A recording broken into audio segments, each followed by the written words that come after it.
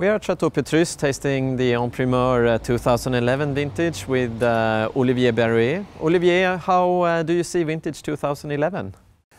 2011 is a very original vintage in terms of climate. We had a drought and hot spring in Pomerol. We had a very early flowering season, end of May, and at the first sight we thought we will be able to harvest just at the start of September or maybe at the end of August. But after, we had a very, in terms of rainfall, classic vintage, but the key point for the 11 vintage was the lack of sunshine in 11. So we lost maybe between 120 and 150 hours of sunshine in 11.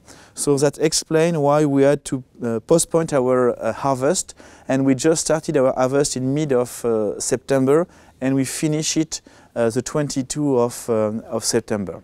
So the characteristic of the 11 vintage are first the grapes, the resin, were very concentrated in terms of tannin. It's amazing because the 11 vintage is between 10 and 15% more tannic than the 2010, and also we try to preserve the fresh part, the balance of the wine during the vinification process, because if we were pushing the vinification on the structure, on the tannic part of the wine, we would disbalance the wine. So we try to preserve the aromatic, the complex, the fresh part of the wine during the vinification process.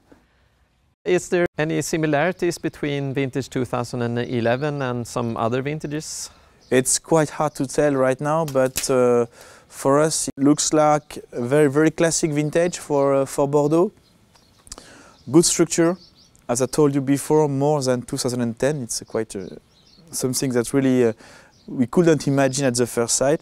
Good flesh, very fruity, and also very good length. Good acidity, less alcohol comparing to the last vintage.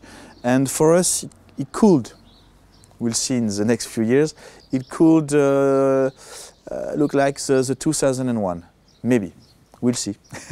Do you also think that it will be a vintage that will be mature a little bit earlier? Maybe, probably.